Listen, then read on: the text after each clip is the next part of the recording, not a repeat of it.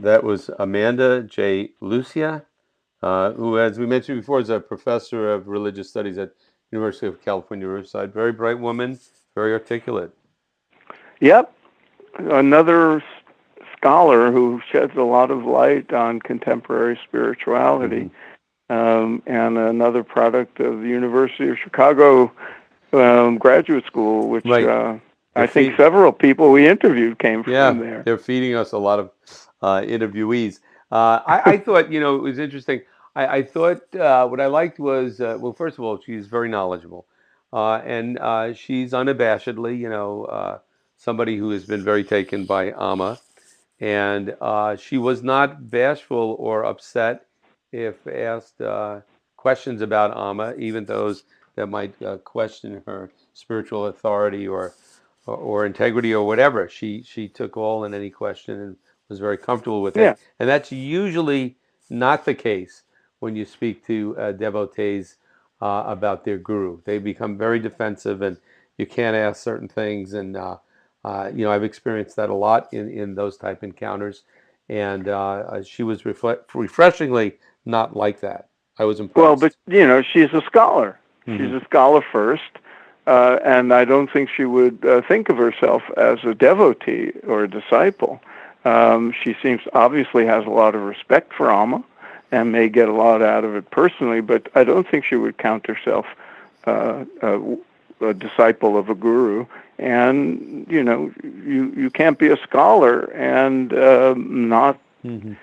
be willing to go, wherever your inquiry takes you. Right, exactly, and I do think the other side of it is that, and both of us have been around a lot of followers of a lot of gurus, and it is scary sometimes because one makes a decision to turn their life over to somebody else.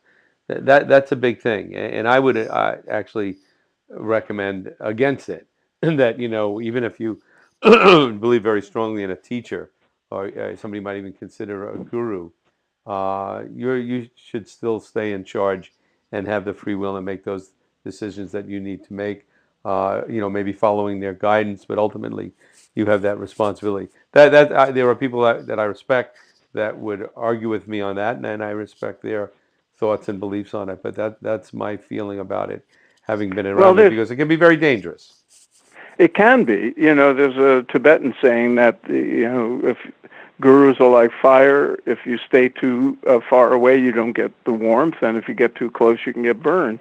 Um, Hmm. but that said, the model of guru-disciple relationship that came to us from Hinduism and Buddhism primarily, a lot of what's expected of a disciple in those contexts, or we think is expected, uh, may come from a model that's appropriate in a monastic setting, Right, where people take vows right. and they renounce the worldly life and so forth, and may not be quite as appropriate for people who are Hmm. householders living in the world.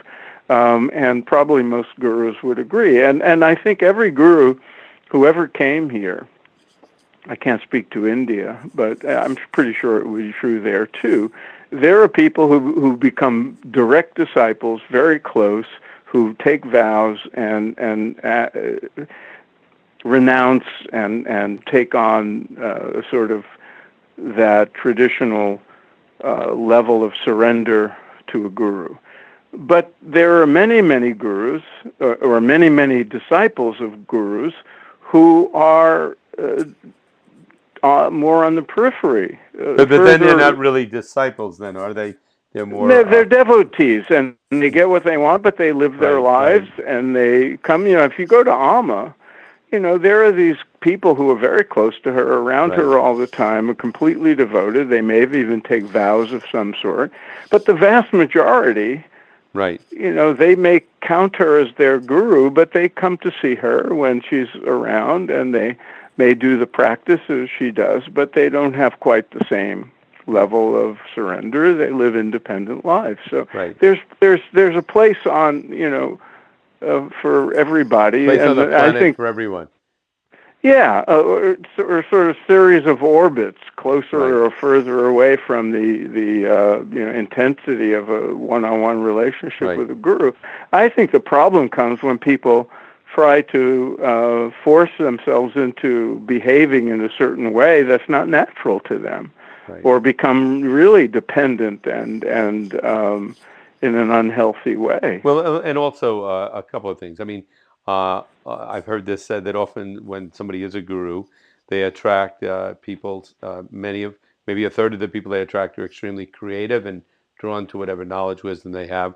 About a third are people who are, just average folks, and about a third of people that are maybe deeply troubled or disturbed and looking for Hmm. help. And you get everything in between. Now, what I was going to ask you, Phil, and you are the guy to ask this to, who was the first guru to come to the United States that actually was seeking disciples or took disciples and started a movement with members in the States? Swami Vivekananda. So when I always Vivekananda came and he spoke, 1893. so Yeah. he stayed and he actually had people join For a him. few years. He Hmm. was here for a few years. There were people very close to him. He made some of them swamis. Hmm. People took vows and became renunciates. Some of them, there were Westerners who were with him, and his subsequent, the swamis who succeeded him, or carried on his work after his death in India. So he would have been the first, and but I don't know much about the kind of relationship they had, but he had very close devotees Right. in America. Right. And the other thing I was going to ask you, from your research on American Veda, it seems like I've heard a lot of over the years, teachers come along, and the first thing they'll say is, "I'm not a guru," but in fact, in every way, shape, and form, they are a guru. So is that part of how a guru introduces himself or herself? To say, No, I'm not a I guru. wouldn't. Don't I follow wouldn't me." say that. Most of if they, the ones who came from India Hmm. would think of themselves as gurus. But then it also depends on how you define guru, because some people use the word loosely to mean just teacher, and some Hmm. people mean it in a different way. That an exalted teacher, a sadguru, one who is who you turn yourself over to that person to advance on the spiritual path. But there's different kinds of relationships with gurus. And the people I've seen who say, "Oh, I'm not a guru," they tend to be Westerners Hmm. who are teaching, just would prefer to be thought of as teachers. And then you get people like Krishnamurti, famously, who gave up all that trappings of guru or world savior, and denounced the whole guru system. But people still treated him like a guru. Hmm. People still wanted to put him on a pedestal. So a lot of it comes from the followers and their own needs, and very often. Hmm. Uh, She teaches at Amanda, University of California, religious studies. Do you know what courses she teaches? I mean, I think she'd be a fascinating person to take a course with. Yeah, I'm sure they're all related to Hinduism and Hmm. maybe American religious movements, that sort of thing. But I'm sure anybody could Google her and see what courses she teaches. Great. I'd love to have her back on. And one of the Yeah, areas I'd like to discuss with her next time is her study of immigration and religion, because that's got to be yeah, incredibly fascinating now, because the whole demographic in the United States is changing. People coming from yeah. India, Hindus, Buddhists, political leaders very upset and frightened by that, trying to stop certain groups from coming in and whatnot. So a very interesting time in America Yep. for religion and spirituality for many reasons, and she'd be a great one to discuss that with. Well, Okay. another fabulous, Good. intelligent guest that was fun talking to. Good. We'll get all the gurus covered in one way or another over time. Absolutely, and if anybody has any thoughts or suggestions for guests, don't hesitate to contact us. Till next time, Okay, Phil. Dennis. Next Bye. time. Bye. Bye.